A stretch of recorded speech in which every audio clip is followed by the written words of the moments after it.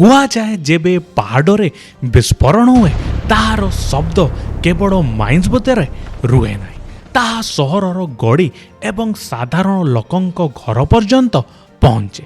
ଗତ ଏପିସୋଡ଼ରେ ଆମେ ଦେଖିଥିଲେ କିପରି ଶାହ କମିଶନଙ୍କ ରିପୋର୍ଟ ଏବଂ ସୁପ୍ରିମକୋର୍ଟଙ୍କ ଆଦେଶ କେନ୍ଦୁଝରର ମାଇନିଂ ଇଣ୍ଡଷ୍ଟ୍ରି ଉପରେ ଏକ ଲମ୍ବା ତାଲା ପକାଇଥିଲା। କିନ୍ତୁ କାହାଣୀ ସେଠାରେ ସରିନଥିଲା। କାହାଣୀ ତ ଏଇଠୁ ଆରମ୍ଭ ହୋଇଥିଲା ଯେତେବେଳେ କେନ୍ଦୁଝର ମାଟି ଉପରେ ଏମିତି ଏକ ଝଡ଼ ଆସିଲା ଯାହା କେହି ଦେଖିନଥିଲେ, କିନ୍ତୁ ତାହା ସେ ଫ୍ୟାକ୍ଟ୍ରିଜ୍ ଗୁଡ଼ିକର ନିଶ୍ୱାସ ଛଡ଼ାଇ ନେଲା ଯାହା ଆମର ପରିଚୟ ଥିଲା।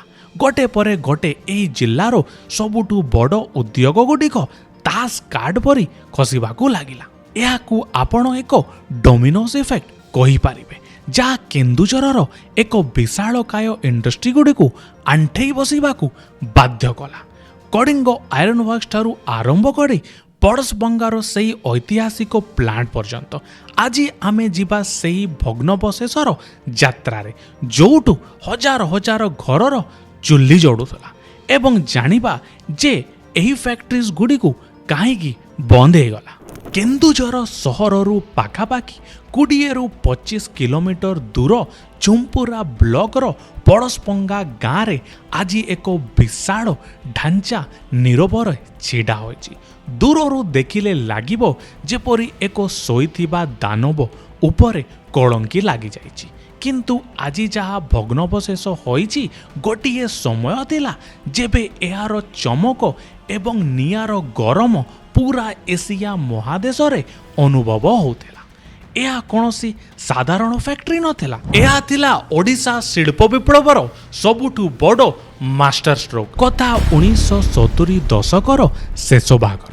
ସେହି ସମୟରେ ଆମ କେନ୍ଦୁଝରର ପରିଚୟ କେବଳ ଗୋଟିଏ ଖଣି ଅଞ୍ଚଳ ଭାବରେ ସୀମିତ ଥିଲା ଏବଂ ଲୁହା ବାହାର କରୁଥିଲୁ, ଆଉ ତାହାକୁ ଶସ୍ତା ଦରରେ ଅନ୍ୟ ରାଜ୍ୟ କିମ୍ବା ବିଦେଶକୁ ବିକ୍ରି କରିଦେଉଥିଲୁ। ସମ୍ପତ୍ତି ଆମର ଥିଲା, କିନ୍ତୁ ଅଧିକ ଲାଭ ଆଉ କାହାର ହେଉଥିଲା।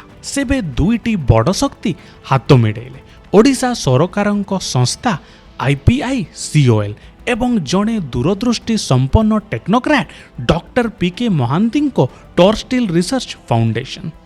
ସେମାନେ ଗୋଟିଏ ସ୍ୱପ୍ନ ଦେଖିଲେ ଭ୍ୟାଲ୍ୟୁ ଏଡିସନର।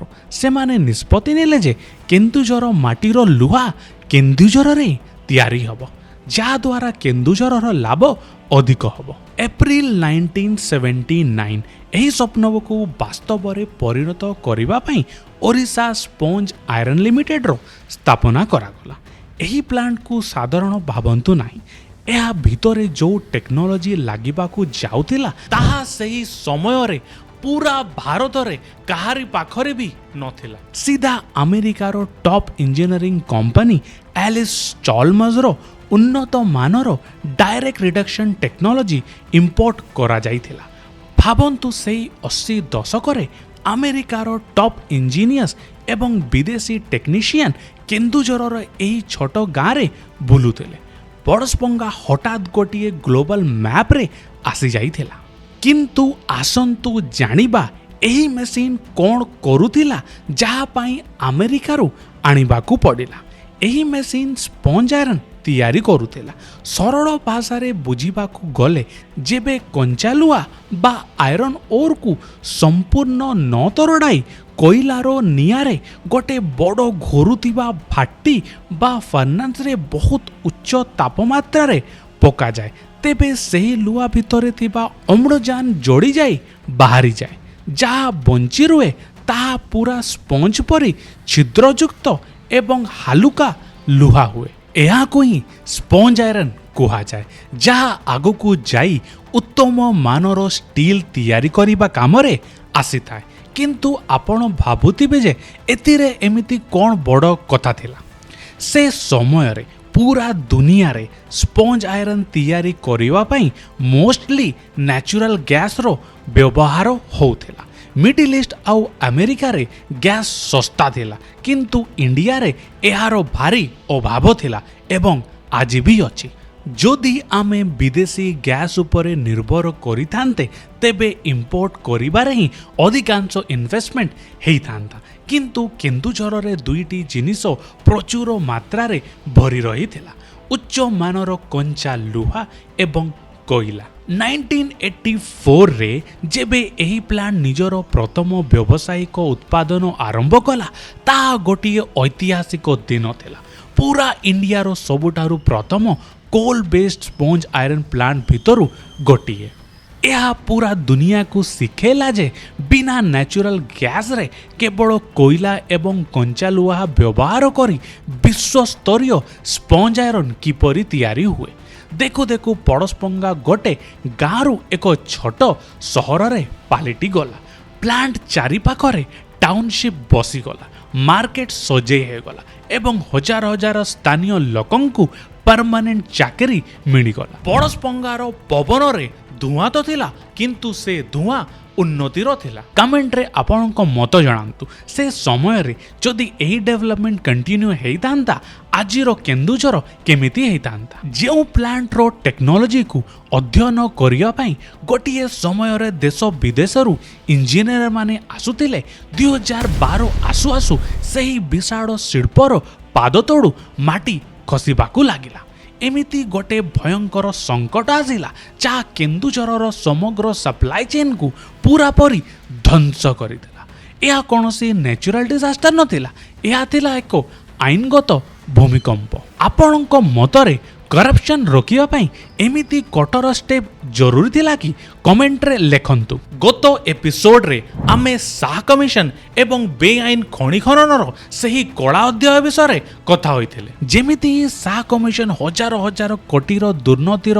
पर्दाफाश कले सुप्रीम कोर्टंक भारी हातुड़ी बाजिला केन्दुझर जो खनिगुड़िकर दिन राति ब्लास्ट होतिला ट्रक चलुतिला सेठारे हठात सबुकिछि शांत होइगला क्लियरेंस नथिबा कारणरू शह शह खनि उपरे एका संगरे ताला पड़िला आउ एहार सबुठु बड़ क्षति सेही खनिमालंक सह एही फैक्ट्री गुडी को भोगिला खनि बंद हेबा द्वारा मार्केट को रो मटेरियल आसीबा बंद हे गला काली पर्यंत जो उच्चमानर कंचा लुहा एही फैक्ट्री गुडी को निज पड़ोसीर सस्ता दर रे मिली जाउतिला एबे ता सरकारी निलाम हबाकू लागिला चाहिदा अधिक एवं जोगाण कम कारणरू कंचा लुहार दर आकाश छुआ हेबाकू लागिला गोटे पटे कंचा माल एते महंगा हो गला जे एही विशाल भट्टी गोटे को जड़ाई रखिबा कष्टकर हो गला एवं अन्य पटे ग्लोबल मार्केट रे स्टील रो दर तळकू खसुबाकू लागिला खर्च दुई गुण हो गला एवं रोजगार अधा बिना लुहारे एही फैक्ट्री केवल इटा एवं पथरर गोटे ढांचा थे प्लांट उपरे बैंक रो करज पहाड़ हेबाकू लागिला आउ तापरे दिने बिना कौनसी पाटितुंडरे फैक्ट्री रो मैनेजमेंट हाथ टेकी देले एही ऐतिहासिक प्लांट रो गेट उपरे गोटिए कागज लगेई दिया गला लॉक आउट हजार हजार परिवार जो लोक माने काली पर्यंत एही प्लांट को निजर अन्नदाता भाबुतिले से माने राताराती रास्ता ऊपर को आसी गले जो प्लांट दिने भारत एवं ओडिशार गर्व थिला ता सबुदिन पई नीरव होइगला पड़ोसपंगा एकुटिया नथिला बडबिल रे आउरी गोटे स्वप्न निजर शेष निश्वास नौथिला 1959 रे जर्मन टेक्नोलॉजी सहित आरंभ होइतिला कडिंगा आयरन वर्क्स बिजू बाबूंकर सही ड्रीम प्रोजेक्ट जाहाकू से ओडिशार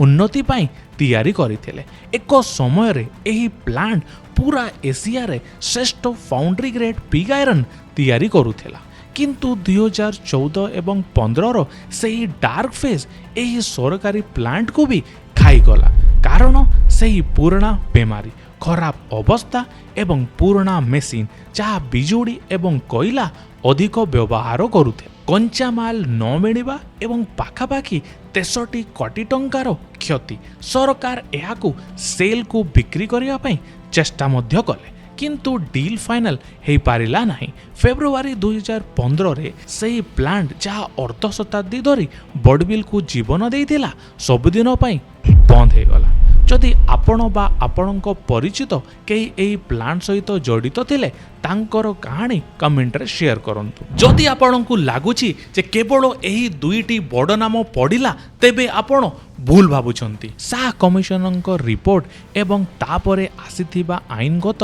तथा अर्थनैतिक परिवर्तन गुड़िक पूरा अंचलर इंडस्ट्रियल बैकबोन को हलई देला। NH 215 दुई पाखरे थिबा अनेक प्लांट गोटे परे गोटे संघर्ष करुथिबार नजर आसिला। श्री मेटालिक्स लोईडापड़ा आर्थिक चाप एवं बदलुथिबा मार्केट स्थिति कारणरू असुविधार सम्मुखीन हेबाकू पड़िला। दीपक स्टील माइनिंग कटकणा एवं कंचामाल अभाव समय रे ऑपरेशन उपरे प्रभाव पड़िला। गणेश पंजायरन ग्रेवाल एसोसिएट सुमित मेटालिक्स अनेक छोट एवं मध्यम उद्योग धीरे धीरे बंद किंबा सुस्थ हेबाकू लागिले। नेशनल हाईवे कड़रे थिबा शह शह छोट क्रसर एवं प्रोसेसिंग यूनिट जो माने काली पर्यंत दिन राति काम करुतिले हठात सबू अटकी गला। जो रास्ता दिने इंडस्ट्रियल कॉरिडोर कुआ जाउतेला आज अनेक लोक ताहाकू ग्रेवयार्ड ऑफ इंडस्ट्री माने उद्योग गुड़िकर कब्रिस्तान बोली मने पकांती। फैक्ट्री तो केवल लुहा एवं इटारे तैयारी हुए, प्रकृत रे मनीष भांगी जाइथिला। जेबे कलिंग आयरन वर्क्स रे ताला पड़िला तेबे 1200 रु अधिक वर्कर्स गोटिए झटकारे रास्ता को आसीगले। पड़ोसपंगा एवं बाकी प्लांट गिडू को मिसाई देले एही संख्या हजार हजार रे पहुंची जाए।